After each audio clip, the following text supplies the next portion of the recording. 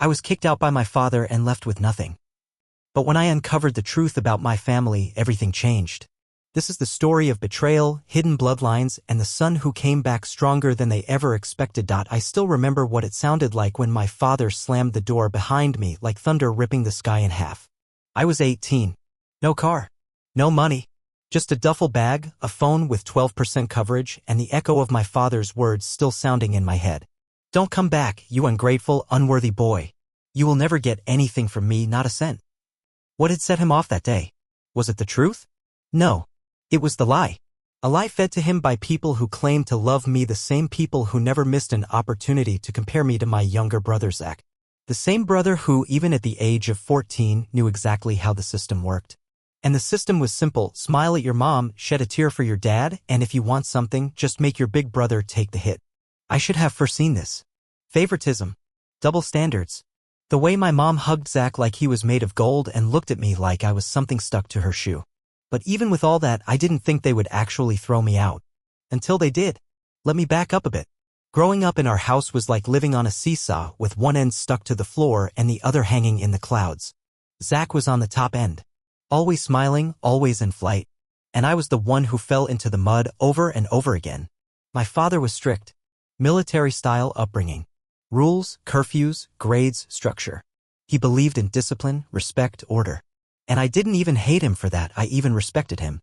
What I hated was that these rules usually applied more to me. And Zach? He could come home late, skip school, snap at me, even crash my dad's truck once, and nothing. He didn't even raise his voice. Mom was even worse. She didn't just pick favorites, she acted as if Zach was the whole world to her. How she defended him, how she bragged about him to her friends while I stood 5 feet away, invisible. It was like I didn't even belong to her. I wasn't perfect. Sometimes I made mistakes. I snapped sometimes. I got a B in trigonometry when I should have gotten an A. But nothing I did justified the way they treated me. And then the day came when everything broke. Zach was caught smoking at school. Again. For the second time in 3 months. But somehow he turned it into my fault. I don't even know how. All I know is that I walked in the door, still sweaty from practice, and my dad was waiting for me. His arms were crossed. Jaws clenched. Rage boiling under the surface. And my mom? She stood behind him, her eyes red as if she had been crying. Zach was nowhere to be seen. Sit down, my father growled. I sat down. They said I was a bad influence on him. That I was sneaking vapes into the house, giving them to Zach, corrupting him. That I was undermining their upbringing. That I was reckless, disrespectful, and just like your steady Uncle Brent, who, by the way, had a gambling addiction and once disappeared for 6 years. I laughed. A big mistake. Dad's face froze. You think this is funny? He asked. No, I answered, trying to keep my voice steady. I think it's a complete misunderstanding. I don't remember what happened next in perfect order. There was screaming. My mom was crying harder. At some point she screamed, I knew we should have sent him away when he started hanging out with those losers. I didn't hang out with losers. My friends were cool, I had fun with them, we had a lot of common interests, but they were not losers. I was very annoyed by all this because for my parents I was always different, doing the wrong things, being friends with the wrong people. I tried to explain. They did not listen. My father attacked me. He called me a liar. He said I was tearing the family apart. He said he had had enough and that I was going away. He was not joking. That night I left. I thought for a long time about what to do next. Who to call. I held the phone tightly in my hand. Finally, I called Aunt Margie. She was my great aunt. She lived 3 hours away from us in a quiet little town that smelled like rain and pine trees. I rarely saw her because she was not on good terms with my parents, but she always remembered my birthday. She would always send me cards with crispy $20 bills and notes in which she would write something like, "Don't let anyone make you sad, darling." She would pick up the phone on the 3rd call. A few hours later, I was on her porch. She opened the door in a bathrobe with curlers in her hair and didn't ask a single question before hugging me. "You're safe now," she said. And for the first time in years, I really believed it. Without fully realizing what had happened, I had to pull myself together and figure out how to move on. I got a part-time job at the bookstore coffee shop of an old hippie named Wally who paid me out of pocket and gave me free cupcakes when I looked tired. I stayed up late studying, saved every penny I earned, and took care of my Aunt Margie when her arthritis got worse. It was not easy, but it was mine. I built something. A quiet little life. And it would stay quiet until one evening when I came home early because I wasn't feeling well. I overheard Aunt Margie talking to one of her church friends. Yeah, Linda dated that Anthony guy for years. Before she met Carl. She said he was the love of her life. They were practically glued to each other. Then Anthony was forced to move to another state for an internship that was supposed to open up great prospects for him, and Linda was left in despair. But when he returned, years passed and Linda married Carl out of despair and they had a son. But she started an affair with him again, hiding it from Carl. I tried to talk to her, but she didn't want to hear anything. After that, I couldn't keep in touch with her because I didn't want to be an accomplice in this horrible lie, and I didn't want to interfere and break up her marriage with Carl. I was afraid for the fate of their son. I didn't want him to suffer. I loved him so much. I froze. Linda. My mom. Carl. My dad. Anthony? I didn't even blink. I just slowly stepped back into the hallway and sat there for a long time, my heart pounding, something clicking in my brain like pieces of a puzzle that had been there all this fucking time, just waiting for me to see them. And then suddenly, I had questions. I didn't sleep that night. The words looped in my head like a broken record. Linda married Carl out of despair, had a son, started an affair again. I lay there on the pull-out couch, staring at the ceiling, listening to the house creak like it was trying to whisper the rest of the truth to me. My heart wasn't pounding like it had earlier, it was something worse now. Still. Cold. Quiet. The next morning, Aunt Margie made pancakes like nothing had happened. Blueberries, whipped cream, even the good maple syrup she usually kept in the fridge for special occasions. She hummed while she moved around the kitchen like some part of her had gotten lighter. I watched her from the table, pretending I didn't know what I knew. Only, I didn't know anything. Not really. I just had 1,000 questions and one haunting maybe. That night, I dug out the only photo album I had nearby. It wasn't much. Just a faded red binder with plastic sleeves. Pictures from holidays, birthdays, a couple of school plays. Most of them featured Zach front and center, smiling like he'd just stepped out of a Hallmark commercial. There was one picture, just one, that stood out. It was from when I was maybe 10, standing next to my dad in the backyard. We were grilling, and I remember that day because it was one of the only times Dad seemed proud of me. He had his hand on my shoulder, and I was holding up a pair of tongs like I just won a trophy. Zach wasn't in that photo. I stared at it for a long time. Then I flipped the page. And there they were. Zach and Dad. Fishing. Camping. Playing catch. All the father and son things I always wanted more of. And now I couldn't stop wondering how real any of it had been. Because what if it wasn't? I finally broke the silence 2 days later. Aunt Margie was in the garden watering her peonies. I came out onto the porch and sat on the steps. Hey, I said, barely above a whisper. Can I ask you something? She didn't look surprised. She just turned off the hose and came to sit beside me. Of course. I stared out at the trees for a minute before speaking. The other night, on the phone, you were talking about Linda and Anthony and a son. She froze just for a second. Then she closed her eyes and sighed. You heard that, huh? I nodded. She was quiet for a long time. Then she said, I don't know anything for certain, Jonas. I want to be clear about that. But I've always had suspicions. Because of the timeline? I asked. Because of a lot of things, she said softly. The way your mother clung to Anthony even after she married your father. I could never prove anything, and I never wanted to cause damage where I wasn't sure. I said nothing. I never told anyone. And I don't know if your dad ever guessed. Maybe he did. Maybe that's part of what's eating him alive. I nodded slowly, my throat tight. It would explain a lot. She reached over and held my hand. But you have to be careful, Jonas. Don't assume things until you're ready for what it could mean. I'm already not part of their family, I whispered. What more can it take from me? Maybe not much, she said. But maybe it could give you back something too. The truth. The real kind. The next few weeks passed like a blur. I threw myself into work. Saved every penny. Started thinking more seriously about community college. Aunt Margie offered to help, but I told her I'd find a way. I had to. I couldn't depend on anyone anymore, not after what I'd been through. Still, I couldn't shake the feeling that I was walking around with a ticking bomb in my chest. Because now I had a suspicion, one that could shatter what was left of my family. And no matter how much they'd hurt me, it still felt like power I wasn't sure I wanted. I didn't know what exactly I was chasing. What good would it do to stir up old stories? But some thoughts don't sit quietly. They don't let you breathe.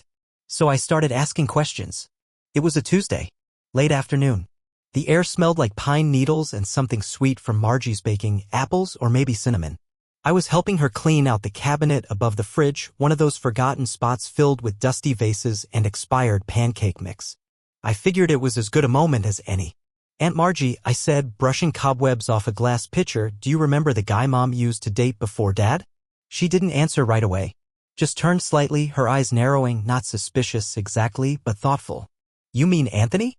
"Yeah," I nodded. "That's the one. What was his last name?" "Mercer," she said. Then, more slowly, "Anthony Mercer. Why are you asking about him?" "I don't know." I shrugged, trying to keep my voice even. I guess I've never heard about him before. It's weird, you know? Not knowing anything about a guy Mom was apparently serious with. Margie wiped her hands on a dish towel and leaned against the counter.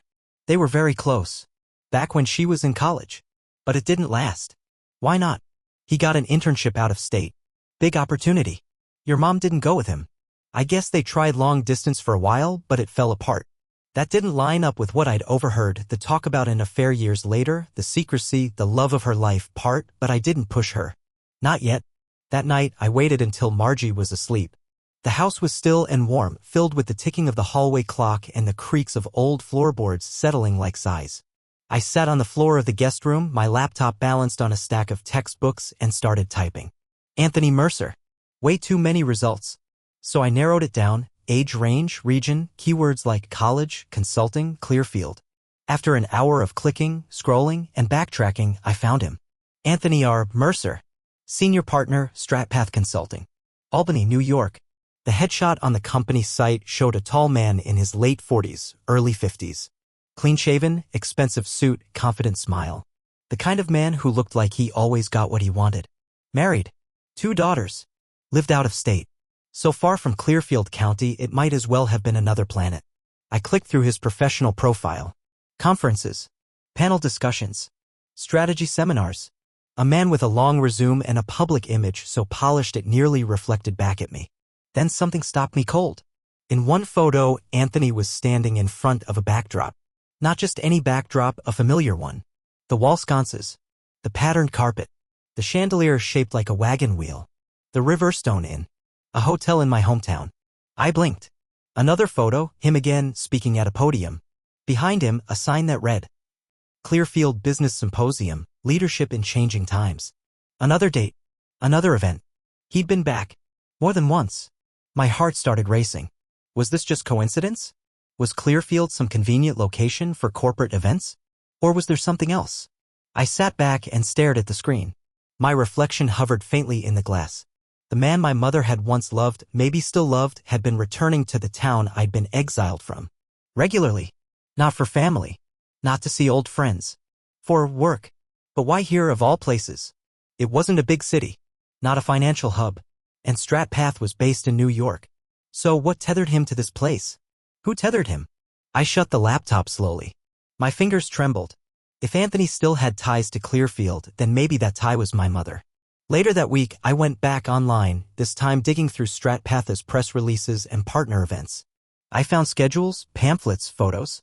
Anthony Mercer wasn't just a name from the past, he was a public figure.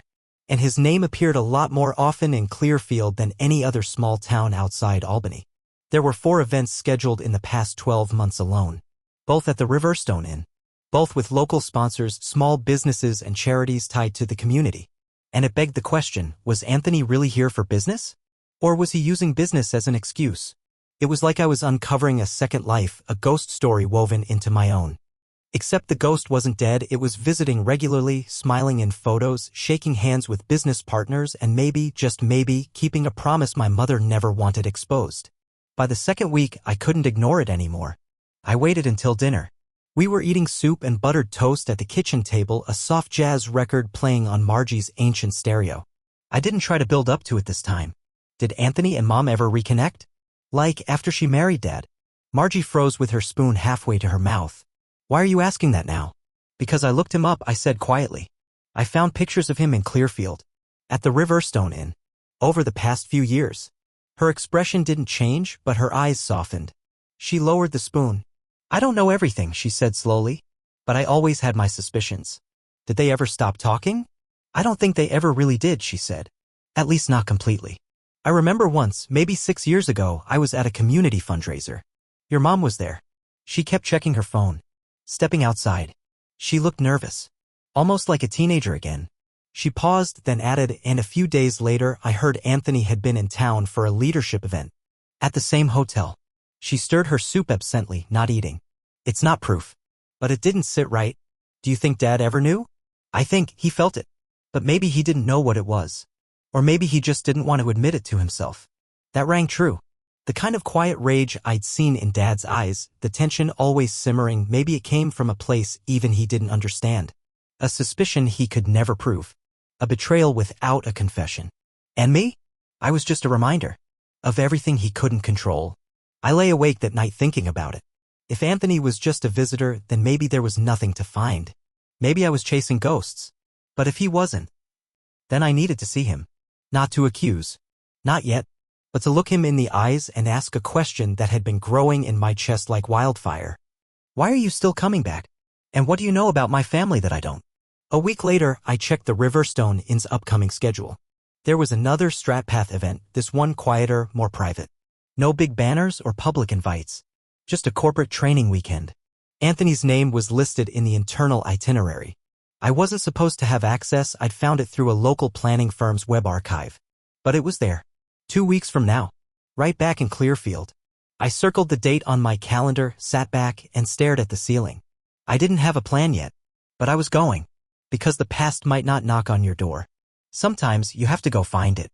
The first time I left Clearfield, the sky was heavy with storm clouds and the only thing I carried was a duffel bag and a cracked phone screen. Now, almost a year later, I was heading back with more questions than luggage. The town hadn't changed. Everything looked exactly as I remembered it. Except I wasn't the same. I didn't drive past my old house. Not yet. I wasn't ready. I didn't want to know if Zach was out front playing basketball or if my dad's truck was still parked in the driveway like a warning sign. I wasn't here for them, not now. I was here for answers.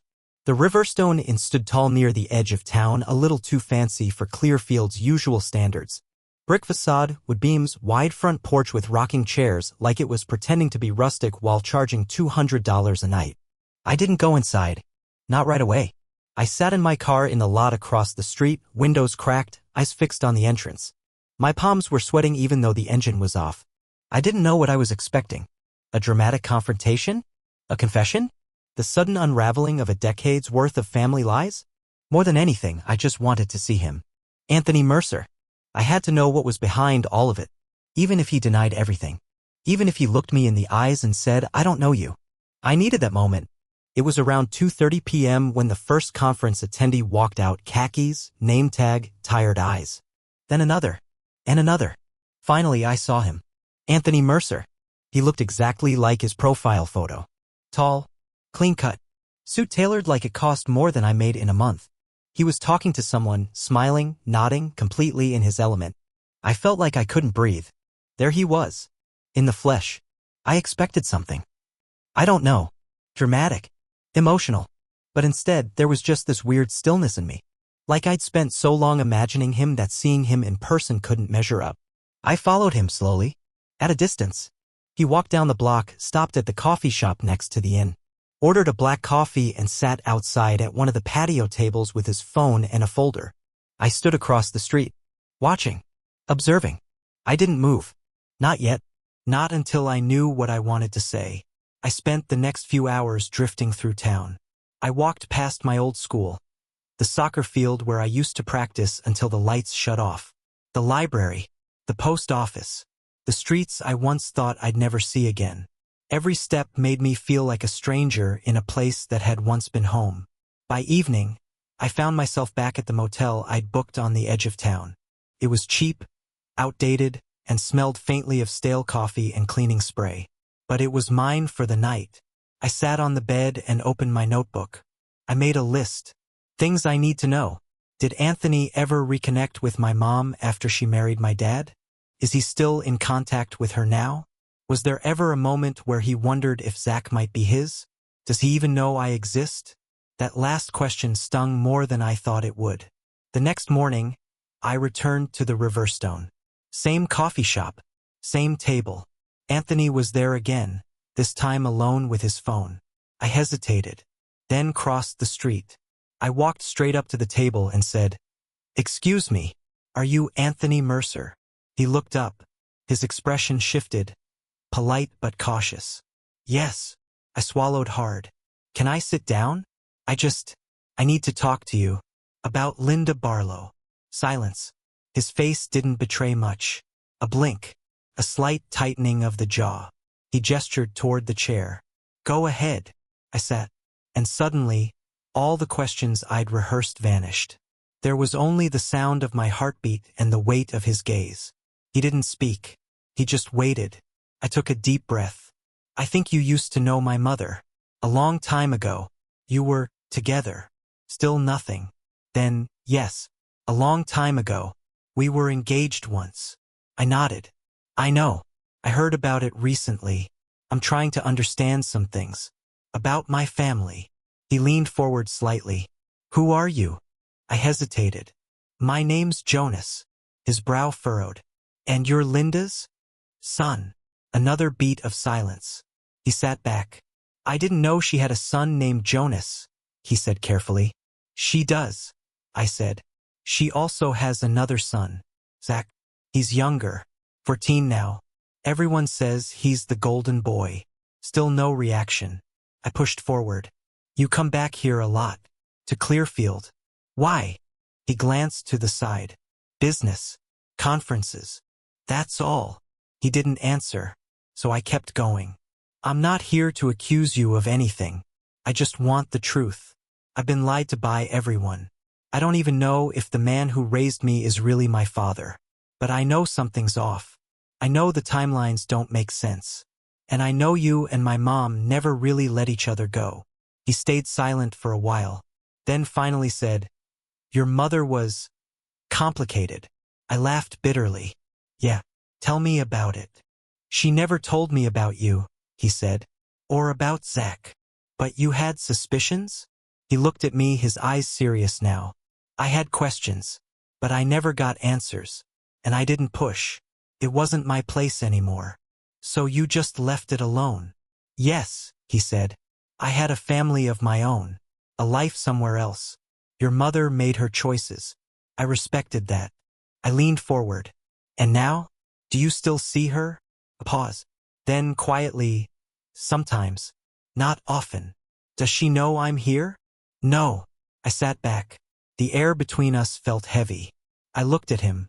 This man who had once loved my mother, who had disappeared and returned like a ghost, who might be the reason everything in my life shattered. And I saw something in him I hadn't expected. Regret. Real, human, quiet regret. I don't know what you want from me, he said gently. I can't undo the past. I don't want you to undo it, I said. I just want to understand it, because I've been living in its shadow my whole life. He nodded. We talked for almost an hour. He didn't confirm anything about Zach. He didn't have to. His silence said enough. And I walked away. Outside, the morning sun was higher now, casting long shadows across the street. I didn't know what I was going to do next. After meeting Anthony Mercer, I thought I would feel lighter, like finding him would somehow set me free. Didn't. If anything, the weight on my chest grew heavier. Anthony hadn't confessed much. He hadn't needed to. His careful words and the way he avoided looking me in the eye when I mentioned Zach said more than enough. When I got back to Aunt Margie's house, I didn't tell her everything about my meeting with Anthony, just that I had seen him, that I had asked questions, that he didn't have many answers. She made a pot of strong coffee, set a plate of oatmeal cookies in front of me, and just sat there knitting while I stared at nothing. A few days later, I found something. A corporate press release StratPath had published online. Regional Summit in Clearfield County scheduled for February. It was months away, 3, maybe 4. But Anthony would be back. Same place, same hotel, same opportunity. Only this time I wasn't going to sit across from him and ask polite questions. This time I was going to find the answers myself. No more trusting half-truths. No more guessing. I needed proof. The idea came slowly. First, a half-formed thought while I was walking back from work at the bookstore cafe. Then it grew sharper, dangerous, yes, but necessary. If Anthony and my mother were still involved, and not just as old friends but something more, I had to see it with my own eyes. I needed evidence. Not because I wanted revenge. Not even because I wanted to expose them, but because I needed to know for myself that I wasn't crazy. That the hollow ache I carried around had a shape. A name. I waited a few more days before I asked Aunt Margie for help. It was after dinner. We were sitting in the living room, the radio playing some old crooner music in the background. "I need a favor," I said. She looked at me over her reading glasses. "I need to borrow some money," I said carefully. "Just a little. I'll pay you back. I promise." "For what?" she asked, her voice gentle but firm. I hesitated. How could I explain this without sounding like I was losing my mind? "I need to hire someone," I said. "Someone to watch Mom. Watch Anthony. When he comes back." Her mouth tightened. She put her book down on the coffee table. "Jonas," she began, but I interrupted. "I know how it sounds. I know it's messy. I know it's ugly. But I need this. I need the truth, Margie. I can't move forward without it. I can't keep wondering if everything I remember about my life was a lie." Silence. Then she sighed. "You really are your mother's son," she said softly. Stubborn to the bone. I didn't say anything. Just waited. Finally, she stood up, walked to her desk, and opened a drawer. She pulled out a small cash box. She counted out a few bills, nothing crazy, just enough. "This is all I can spare right now," she said, handing it to me. "You better make it count." I took the money carefully, like it might shatter in my hands. "Thank you," I whispered. "Be careful, Jonas," she said. Digging into the past, it never comes without consequences. Finding someone wasn't easy. I needed someone from the outside. Someone discreet. After a week of careful digging, I found him. His name was Tyler. He wasn't a professional PI, more like a fixer. A guy who helped people find things they needed without asking too many questions. I met him in the parking lot of an old gas station 2 towns over. He was young, early 20s, scruffy, smart, and most importantly, invisible. The kind of guy you'd forget 2 seconds after he walked past you. Perfect. I explained what I needed. Carefully. Vaguely. He nodded like it wasn't the first weird request he'd gotten. "Photos. Dates. Locations. That's it," I said. No confrontation. No drama. Just proof. He named a price. It was more than I liked, but less than I feared. We shook on it. Tyler promised he'd be ready when the conference came to town. He would watch. He would follow. And if my mother and Anthony crossed a line, he would catch it. The next few months were the slowest of my life. I worked. Saved. Studied. But underneath everything, the tension hummed like a live wire under my skin. I kept picturing them. My mother.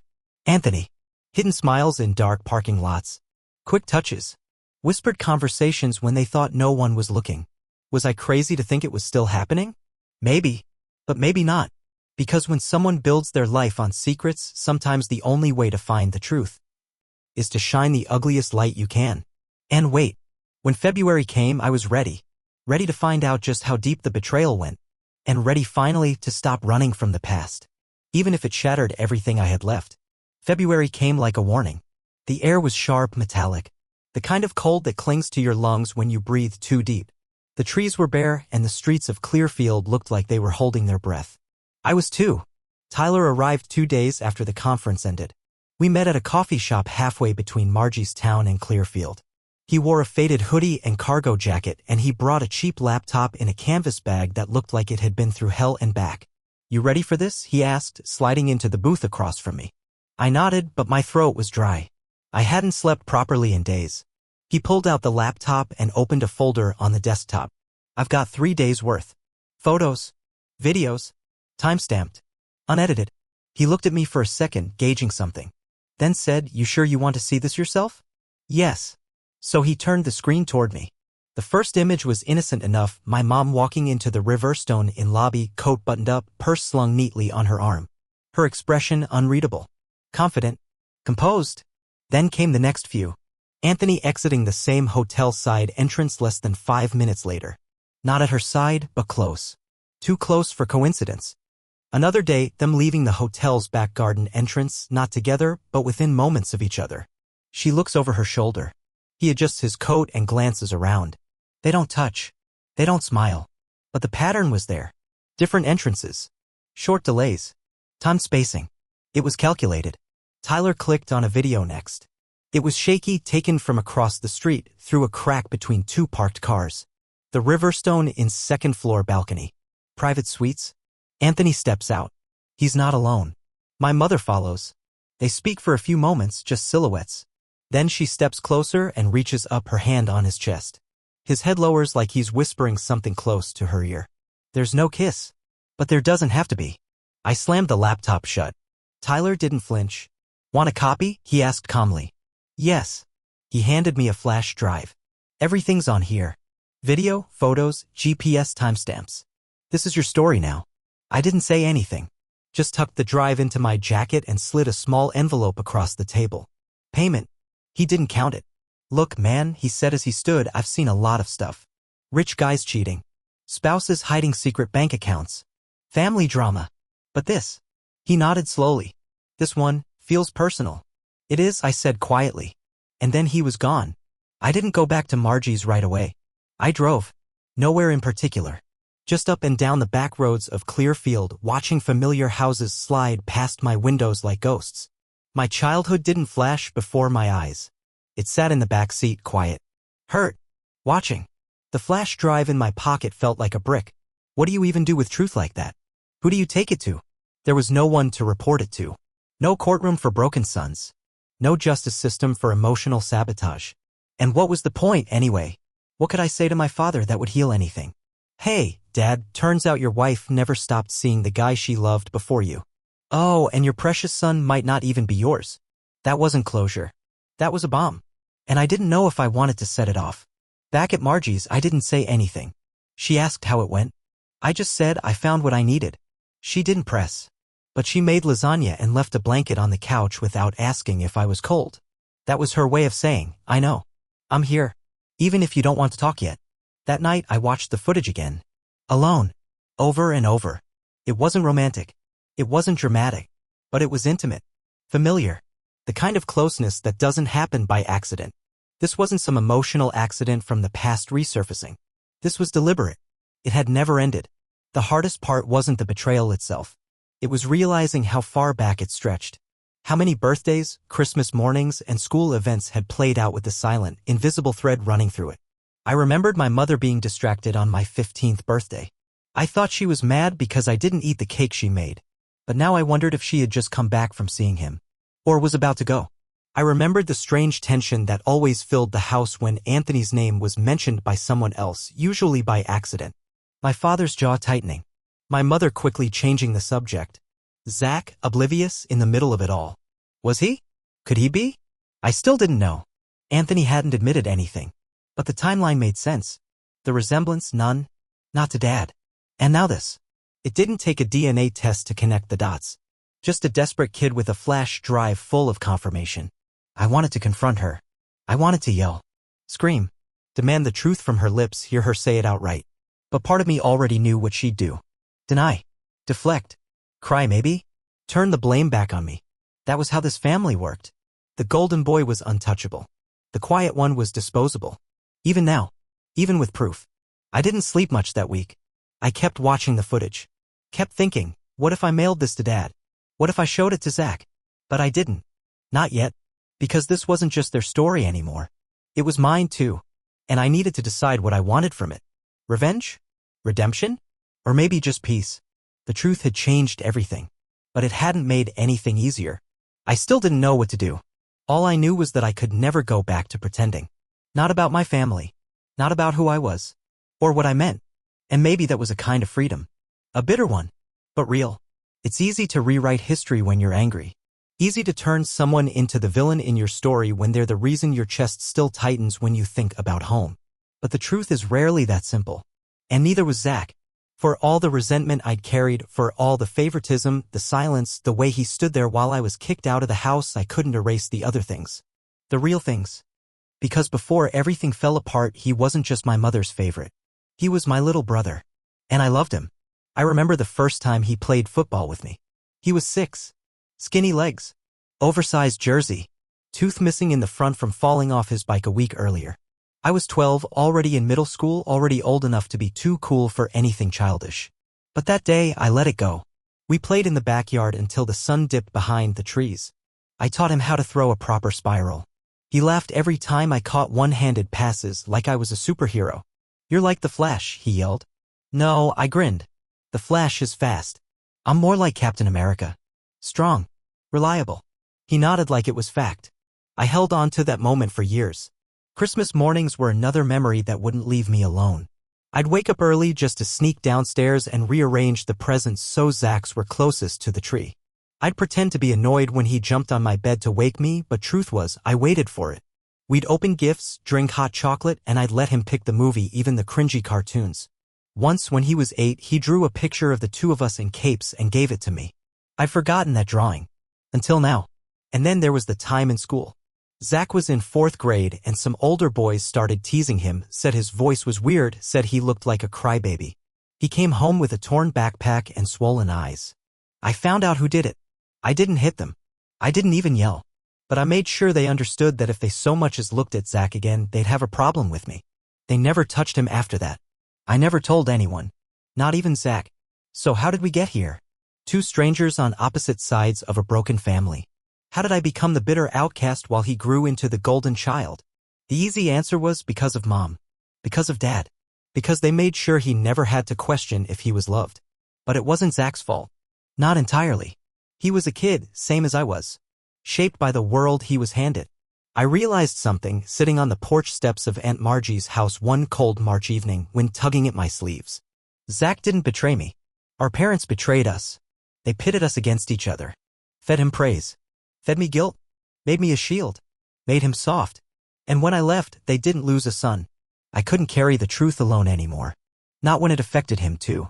So I made a choice. I was going to tell Zach. Not to hurt him. But because, despite everything, he deserved to know. Even if he hated me for it. I didn't text. Didn't call. Instead, I waited. I knew from the community schedule that Zach had basketball practice on Saturdays, the same way he always had. I waited until it ended, then parked near the back of the school where the old loading dock used to be, our old hiding spot when we skipped family events to sneak sodas and talk about comic books. He showed up 20 minutes later, earbuds in, hoodie up, bouncing a basketball in one hand. He didn't see me at first. I stepped out and said, "Zach?" He turned. And stopped. A flicker of something in his eyes, surprise, confusion. Maybe even something warmer before it shut off like a light switch. "What are you doing here?" "I needed to see you." He crossed his arms. "Mom said you left for good." "I did. But I didn't leave you." He looked away. "You didn't exactly try to stay." I swallowed that. Took a breath. "I found out some things, Zach. About Mom. About Anthony Mercer." His brow furrowed. "Who?" "Her ex. From before Dad. They were engaged. And they've stayed in touch. More than you know." He looked confused. "So what?" I hesitated. And then said it. "I think he's your real father." Silence. Then laughter, sharp, bitter. "You're serious?" "Yes." "That's why you came back? To drop some stupid soap opera plot on me because what your life sucks and you need someone to blame?" "No. I came because you're my brother. Because you deserve to know the truth." "You're not my brother," he snapped. "Not anymore. You disappeared. You didn't care what happened to us." "I was thrown out, Zach. I had no choice." "Yeah, right? You always think you're the victim." I stepped forward, my voice quieter now. "I have proof. Photos. Videos. I can show you." "Don't." He looked me dead in the eyes. "I don't care what you have. I don't believe you. You're just pissed because your life didn't turn out the way you wanted and now you want to ruin ours." "That's not true." "Yes, it is," he hissed. "You couldn't handle not being the center of attention, so you left. And now you're trying to drag me into your mess." I took a step back. His words hit harder than I expected. "I'm not trying to hurt you, Zach. Then leave me alone." And with that, he turned and walked away. I watched him go, tall, confident, the kid I used to teach to throw a football. And I realized something heartbreaking. Sometimes you don't lose people because of what you did.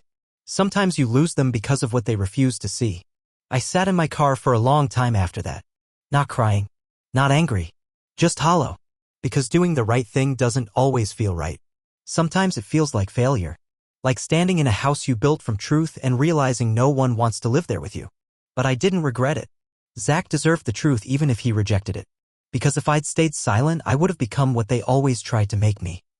Invisible. And I'm not that anymore. Not ever again.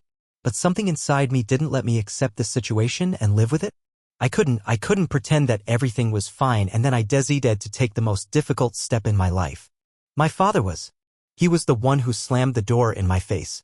He was the one who called me a disappointment, a disgrace, a mistake.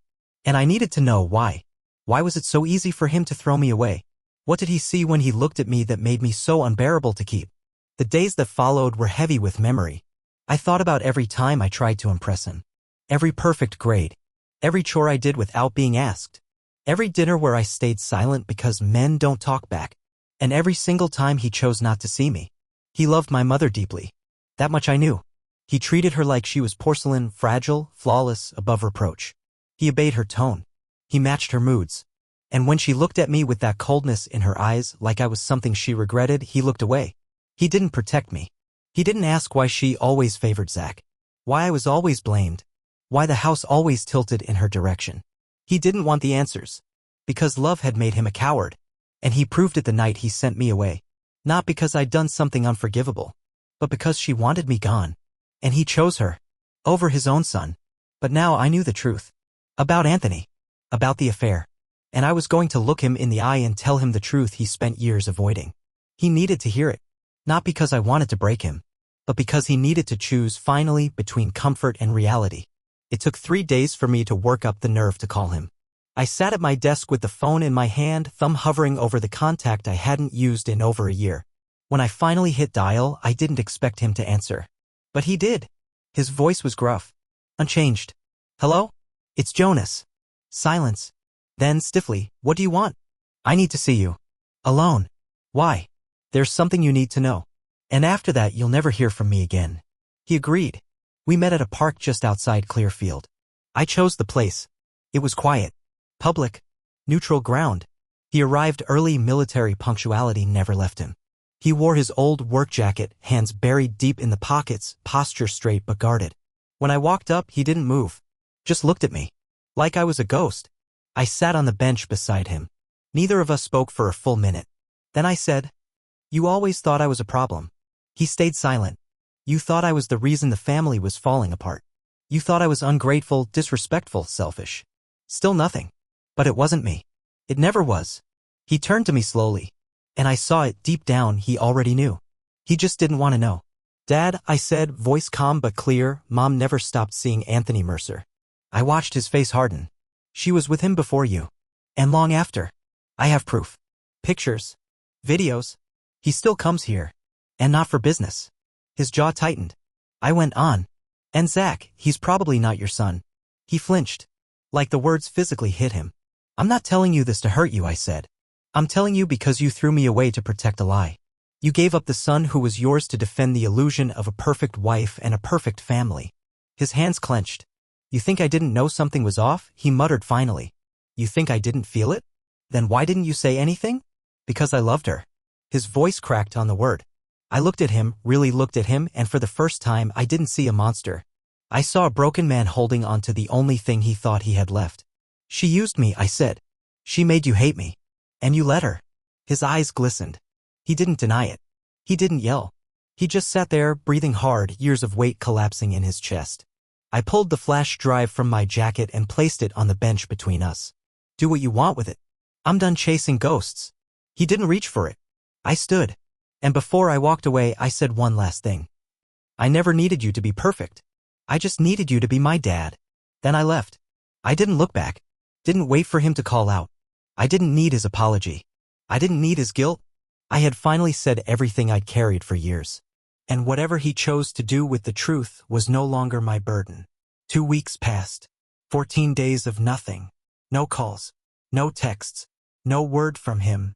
I kept waiting, though I told myself I wasn't. Every buzz of my phone made my heart jolt in my chest. Even when I knew it was just class alerts or bills or Riley sending a meme that made no sense. I told myself I didn't care. That I'd said what I needed to say. But still, I checked my messages more than usual. Still, I waited. Because even when you've closed the door, part of you still listens for a knock. When he finally came, I didn't recognize his truck at first. Pulled up outside the bookstore where I worked weekends. Parked crooked. Then I saw him. He got out slowly, like his limbs weighed more than usual. He looked the same jacket, same boots, but the way he held himself was different. Less rigid. More undone. He walked straight toward me, his face unreadable. I stepped outside before he could come in. The cold hit us both like a slap, but neither of us flinched. He looked me in the eye and said, low, intense, I saw everything. We sat in the back room, surrounded by crates of donated books and the smell of old paper and black coffee. He didn't drink anything, just leaned forward, elbows on his knees, eyes fixed on the ground like he was still processing what he'd seen. They weren't just meetings, he said finally, voice rough. Not just at the hotel. I know, I said. I went through your files. I checked the call logs. I found her burner phone. They talk. All the time. Almost every day. His voice cracked on the last word. He cleared his throat like it made him weak. I didn't interrupt. I hired a guy. Followed her for 4 days. Different places. Same story. He never looked nervous. She never looked guilty. He rubbed a hand down his face. I don't think she ever stopped loving him. I think maybe she never started loving me. That hung in the air. The kind of sentence that guts a man without drawing blood. I thought I was doing what a man should do, he muttered. Hold the family together. Keep the peace. Protect the image. He looked at me. Turns out I wasn't protecting anything. Silence again. Then he reached into his coat and pulled out a folder. I've already met with an attorney, he said. I'm filing for divorce. I stared at him. I haven't told her yet. I need to get everything ready first.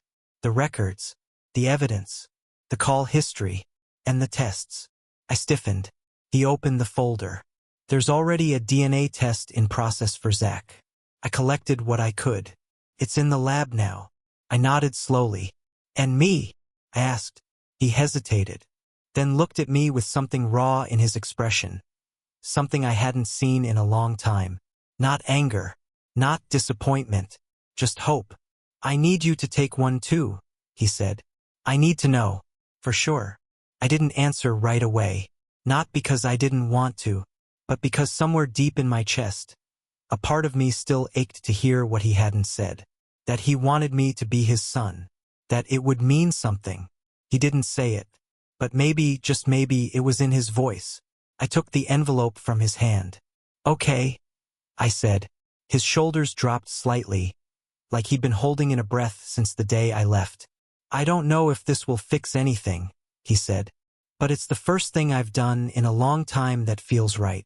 I looked down at the paperwork, at the lines that might finally answer questions we'd been too afraid to ask for years. I'll do it, I said, but not for her, not for revenge. I know. I'm doing it for me. He nodded. Then, quieter, maybe I'm doing it for you too. And for the first time in years, I believed him. And again, several weeks of silence. Then it started with a text. 3 words from my father, sent late one night, hours after I had already given up expecting anything. We need to talk. I didn't answer right away, not because I didn't want to, but because part of me knew whatever was about to happen, there was no going back. We met at the same park again. Same bench. Same frozen wind gnawing at our faces. He sat down heavily, like every bone in his body had aged 10 years in 2 weeks. When he spoke, his voice was thin, but steady. I got the results. I waited. Zach's not mine. He said it flat, almost clinical, like if he let any feelings slip into the words, they might shatter him. I sat there, staring ahead at the dead trees lining the path, and said nothing. Because what could I say? There was no comfort for something like that. Only truth. Cold. Brutal. Necessary. He scrubbed his hands over his face and let out a long, shaky breath. It's real now. Not just suspicion. Not just late nights wondering. He looked over at me. There's something about seeing it printed out. Black and white. Your son. His voice caught for half a second. Your supposed son. And realizing he never was. I nodded, because that pain wasn't something words could soften. It just had to be survived. He shook his head slowly. I loved him. Raised him. Protected him. I know, I said quietly. He looked down at his hands. I wasn't the best dad. Especially to you. I stayed silent. He wasn't wrong. And now I realize the one person who actually was mine, he swallowed hard, I threw away. The weight of those words settled between us. Thick. Heavy. Final. A week passed. An unbearable, stretched out week. I went to work. I studied. I lived like everything was normal while somewhere in a lab, pieces of my past were being pieced together into a verdict. And then the call came. He told me to come over. I hadn't seen the inside of the old house in almost a year. Everything looked smaller. The hallways, the kitchen, even the backyard where we used to toss the football around. It wasn't a home anymore. It was just a shell. He sat me down at the kitchen table. The same table where he'd once slammed his fist and screamed at me to get out. Now he slid a single sheet of paper across it. I didn't need to read it. I saw the numbers. 99.9%. His son.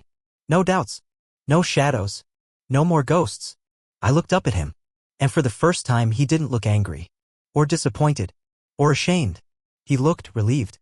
Broken, yes. But finally somehow lighter. Like he had been carrying the wrong burdens for too long. And he was finally setting them down. She doesn't know yet, he said. About the divorce. About the tests. What are you going to do? I asked, my voice barely above a whisper. He sighed. Tell her.